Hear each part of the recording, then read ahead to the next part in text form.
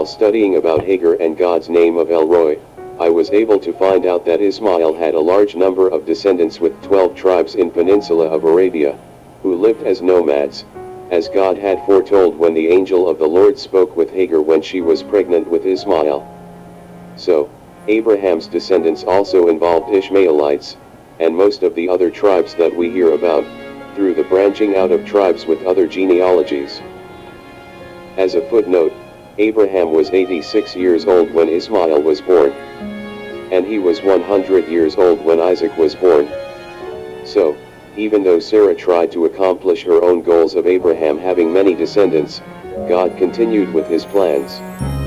Sarah tried to force God's hand in order to have a family, by sending Hagar into sleep with Abraham. Our plans are not God's plans. Are we patient in waiting for an answer to our prayers?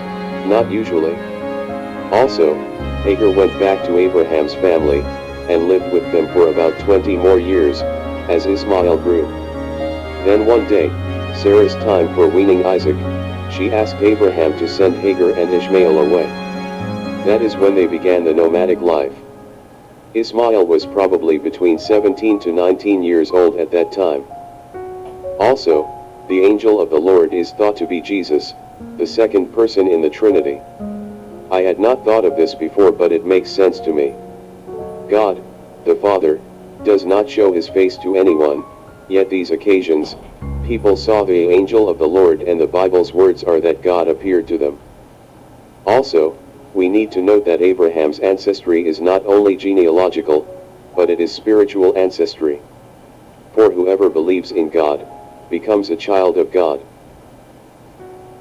Now, specific to our study today of God's name, El Roi, in Genesis 16 an Egyptian servant named Hagar encounters hard times and learns an invaluable lesson that God is the God who sees.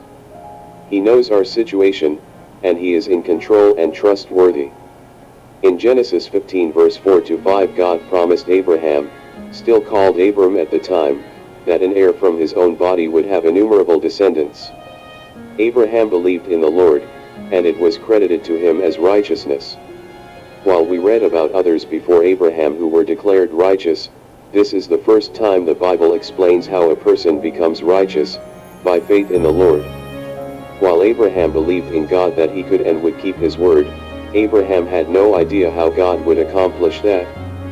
His wife Sarah, called Sarai at the time, figured out a way for God to keep his promise. Her idea was that Abraham could have a child through Hagar, Sarah's servant. The plan is successful, and Hagar conceives. However, as might be expected, strife and jealousy ensue. Hagar feels prideful, and Sarai blames Abram. Abram tells Sarai to deal with the situation however she sees fit. So, she mistreats Hagar, and Hagar runs away, fleeing into the desert. Then we read of the origin of Beer Lahai Roi as a place name. The angel of the Lord, this is how Jesus would appear before his incarnation and before he was named Jesus, appeared to Hagar, and, after encouraging her to return to Sarah, he promised Hagar that he would multiply and bless her descendants through the child she would bear. Because he saw her in a time of distress when she was hiding and journeying in the wilderness, Hagar acknowledged him as El Roi, that is, the God of seeing, or the God who sees. This is a remarkable statement for at least 3 reasons. First, Hagar recognized that the one who was speaking to her was indeed God. There are a number of similar instances in which the angel of the Lord or the messenger of the Lord appeared to people as a man and was recognized and worshipped as God. From these instances, it is evident that God interacted personally with people in those days.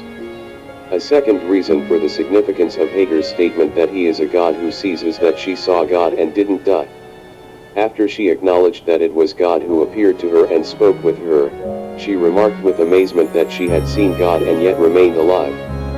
Even during Old Testament times, this one was appearing to people and representing God to them. Everyone who recognized him as God was amazed that they did not die. They recognized God as holy and recognized that they deserved death. Recall Isaiah's words when he sees the same one in his glory, "Woe is me, I am undone." Isaiah 6 verse 5a, NASB. This shows us that from the beginning God has been reaching out to humanity even though he is infinitely above his creation, Isaiah 55 verse 8 to 11, and he has done so graciously, not meting out the judgment we deserve. Of course, this grace of interaction found its ultimate expression when Jesus became a man and died on a cross to pay for the sins of humanity so that all who receive his grace by believing in him have life with him. Because of this, those who believe in him can call God the Father their very own Father, Romans 8 verse 15. A third reason that Hagar's recognition that he is a God who sees is important is that she recognized that God cared for her, a lowly servant girl, and that he was watching out for her well-being. What an incredible truth that God loves his people so much so that he would even sacrifice himself so that his people could have life. When we read the Genesis narrative, we learn that God is an amazing and awesome creator. We also learn that he cares deeply about his creation, and he shows love to them in the most remarkable ways. How encouraging to know that, no matter where we are, he is a God who sees us, who loves us, and who wants us to know and trust in him. What the conversation was like: the angel of the Lord found Hagar near a spring in the desert. It was the spring that is beside the road to Shur.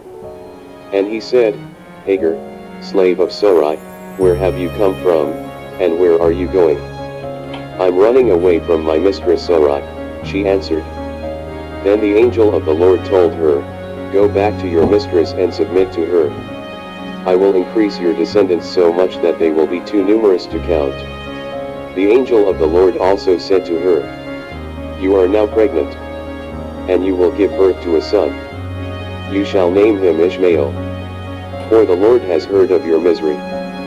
She gave this name to the Lord who spoke to her, "You are the God who sees me," for she said, "I have now seen the one who sees me."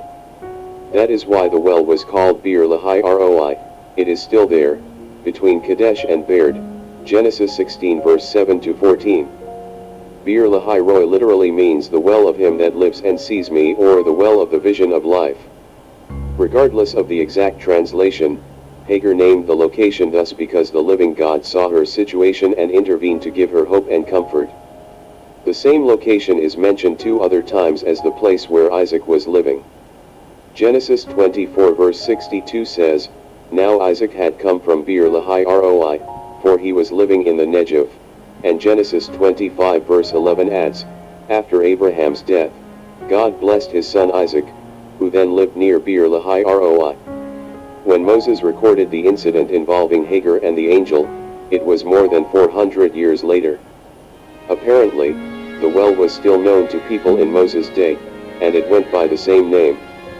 The use of the name Bir Lahai Roi would have illustrated to the Hebrews that Abram and his family had been active in the land of Canaan long before the Exodus, and that God, through Moses, was simply bringing the people back in fulfillment of his promise to Abram. He is the living God who saw the plight of the Egyptian slave Hagar, and he also saw the plight of the Israelites when they were enslaved in Egypt. Bir Lahai Roi can also be a reminder to us that the living God sees our plight. When we were enslaved by sin and under the sentence of death, he saw us, that is, he knew our condition and had pity. El Roi, the God who sees, has done everything necessary to save us, coming to us in a manger, which led to a cross and a glorious resurrection.